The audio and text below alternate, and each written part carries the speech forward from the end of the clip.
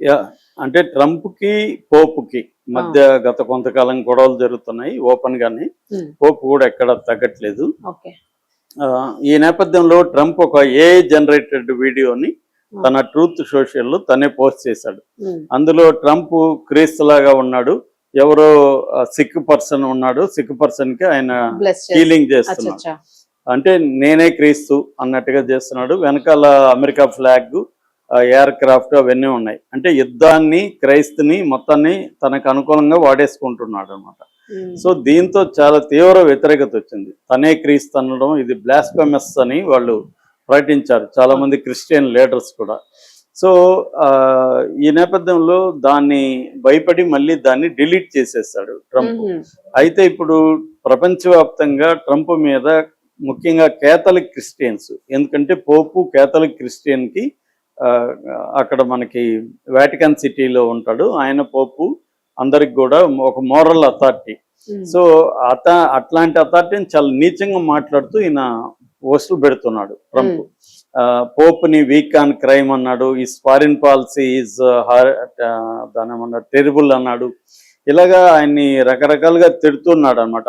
అసలు పోపు అమెరికా అధ్యక్షుడు అంటే నన్ను విమర్శిస్తే పోపుని నేను కేర్ చేయను. ఆ! అసలు నా వల్లే పోపు అయ్యాడు, లేకపోతే ఇతనికి అర్హతే లేదు. అమెరికాలో పుట్టి, ఎందుకంటే ఫస్ట్ అమెరికన్ అనమాట ఈయన ఆ! పోపు. ఆ! ఇప్పటి వరకు అమెరికాలో సిటిజన్ పోపు అవ్వలేదు, ఫస్ట్ అయ్యాడు. అదే అమెరికా గర్వించాల్సిన పోయి తను దాన్ని కూడా తనకు అనుకూలంగా, అంటే నా కోసమే అతన్ని పెట్టారు. ఎందుకంటే పోపు అమెరికా వాడైతే ట్రంప్తో మాట్లాడతాడు కాబట్టి ట్రంప్ని మేనేజ్ చేయొచ్చని నా కోసం పెడితే హ్మ్. ఇతను నన్నే ఇతరిస్తున్నాడు అన్న పద్ధతిలో మాట్లాడాడు. హ్మ్. సో ఈ నేపథ్యంలో అసలు ట్రంప్ క్రిస్టియానిటీని, క్రైస్తును అనేక రకాలుగా అవమానించాడు హ్మ్. అని ఇప్పుడు చాలా మంది రాస్తున్నారు అనమాట. ఇంత గతంలో కూడా ఆయన అంటే కమ్యూనియన్ అంటారు వాళ్ళ దీన్ని. ఆ కమ్యూనియన్ని ఆయన ఎగతాళి చేస్తూ గతంలో మాట్లాడాడు. Drink little wine, eat my little cracker అని స్టేట్మెంట్లు ఇచ్చాడు. అలాగే బైబిల్ని సెకండ్ ఫేవరెట్ బుక్ అన్నాడు. మామూలుగా అయితే క్రిస్టియన్స్ ఎవరైనా కూడా Bible my first favourite book అంటారు. కానీ ఆయనే ఒక బుక్ రాశాడు Trump, the art of deal అని. అది కూడా ఆయన రాలేదు, వేరే గోస్ట్ రైటర్ రాశారు అనేది ఉంది. సరే, ఏదైనా ఆయన పేరుతో ఉంది. సో ఆ బుక్ ఆయన ఫస్ట్ ఫేవరెట్ అంట. సెకండ్ బుక్ బైబిల్ అంట. దాని మీద విమర్శలు వచ్చాయి. అట్లాగే holding up side down book ని రివర్స్ పెట్టుకుని, మామూలుగా హోలీ బుక్స్ ని ఎలా పెట్టుకోవాలా అనేది కూడా ఇంపార్టెంట్. దాన్ని రివర్స్ పెట్టుకున్నాడని లఫాయత్ స్క్వేర్ లో సెయింట్ జాన్ చర్చ్ ముందు నిలబడి రివర్స్ పెట్టుకుని ఆయన వీడియోలకి, ఫోటోలకి పోజులు ఇచ్చాడు. సో దాన్ని కూడా ఇప్పుడు బయటికి తీసుకొచ్చారన్నమాట. అట్లాగే 2 కొరింథీస్ గ్రఫే అని అన్నాడని, మామూలుగా సెకండ్ అనాలని, అది నాకు తెలియదు దాని బ్యాక్గ్రౌండ్, కానీ ఆ రకంగా కూడా అవమానించాడు అనేది చెప్తున్నారు. అట్లాగే ఈయన మామూలుగా నేను సిన్సియర్ క్రిస్టియన్ అని మాట్లాడతాడు, కానీ చర్చిలకి ఆయన ఆల్మోస్ట్ వెళ్ళడు.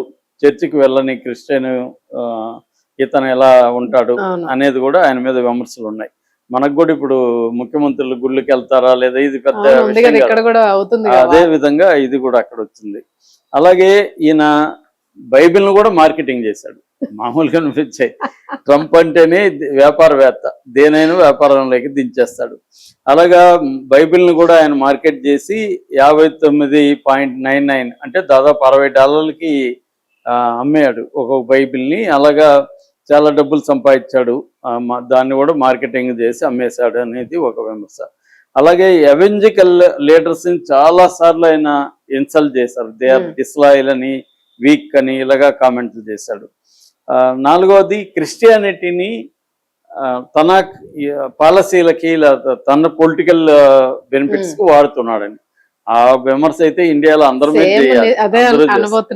సో అదే ఆయన చేస్తున్నాడు అనేది ఇప్పుడు. ఈ నేపథ్యంలో ఏమైందంటే, ఈ పోప్ ఫ్రాన్సిస్ అంటారు ఆయన్ని, ఆయన పేరు పోప్ లియో ద 14th పోపు. ఆయన చాలా గట్టిగానే ట్రంప్ని విమర్శించాడు. ఇరాన్ మీద యుద్ధం అనేది కరెక్ట్ కాదు, దేవుడు హర్షించడు, దేవుడు సపోర్ట్ చేయడు అనేది చెప్పాడు.